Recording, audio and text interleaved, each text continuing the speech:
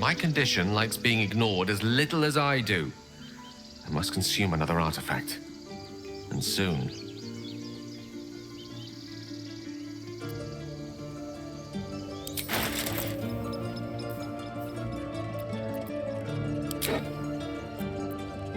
Thank you.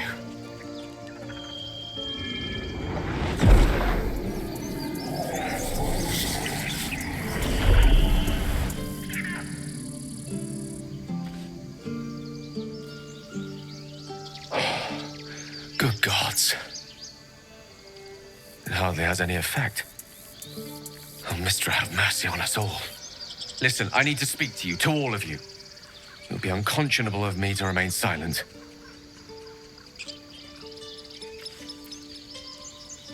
I might just be about to remedy that. You have to know who I was. You have to know who I really am. What I am is a walking shadow of the promise I once held. I'm what one might call a wizard prodigy, who from an early age could not only control the weave, but compose it, much like a musician or a poet. Such was my skill that it earned me the attention of the mother of magic herself, the Lady of Mysteries, the goddess Mystra. She revealed herself to me and she became my teacher. In time, she became my muse, and later even my lover.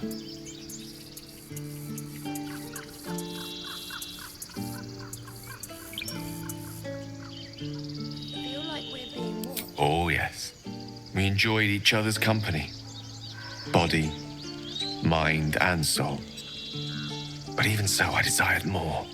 You see, no matter how powerful a wizard we mortals can become, we never scratch more than the surface of the weave. Mystra keeps us in check.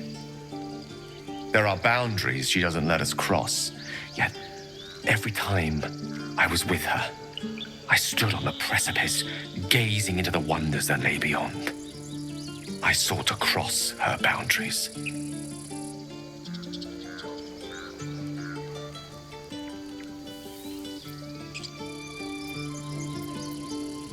I tried to convince her. I pouted.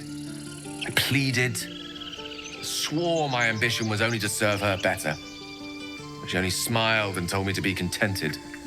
Inconceivable as it seems to me now, I shared a bed with a goddess, and yet I wasn't satisfied. So I sought to prove myself worthy to her instead. We come now to the crux of my folly. Shall I share the story behind it, or would you rather head straight to its sordid finale?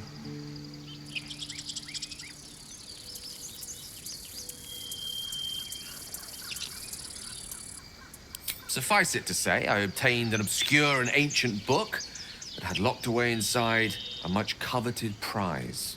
It was a fragment of primal weave locked out of time, locked away from Mystra herself. What if, I thought, what if, after all this time, I could return this lost part of herself to the goddess? I was certain that this deed of raw power, draped in romance, would convince Mystra to take me by the hand and welcome me into her hitherto forbidden domains. I was mistaken. I obtained the fabled book and took it into my study. As for what happened next... Here. Place your hand over my heart. Let me show you.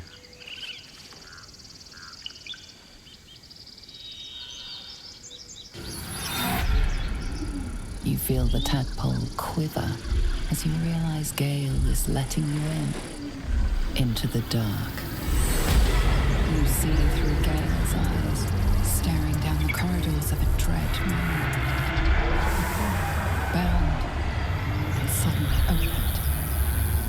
Inside there are no pages, only a swirling mass of blackest weave that pounces. Its teeth, its claws.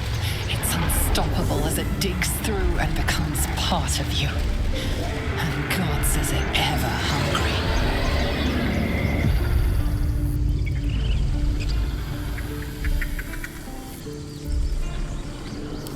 Thankfully, the moment I absorbed the fragment wasn't enough to kill me outright.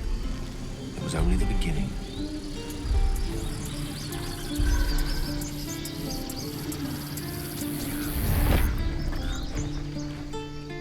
This netherese blight, this orb, for lack of a better word, is balled up inside my chest. And it needs to be fed. As long as I absorb traces of the weave from potent enough sources, it remains quiet. Were it ever to fully destabilize, however.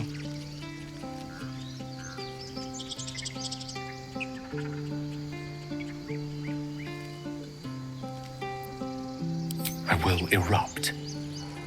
I don't know the exact magnitude of the eruption, but given my studies of netherese magic, I'd say even a fragment as small as the one I carry, it'd level a city the size of Waterdeep.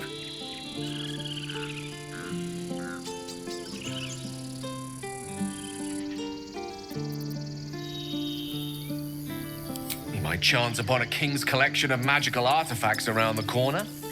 We might cross paths with a miracle round the bend. Then again, we might not. All of this, it must feel like a betrayal. Say the word, and we'll part ways.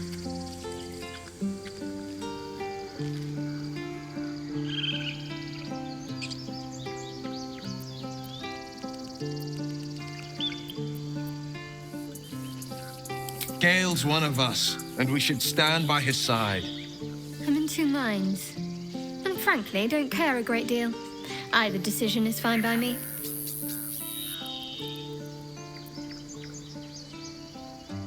That is a great relief. Oh, a great relief indeed. You truly are a soul that steals my own.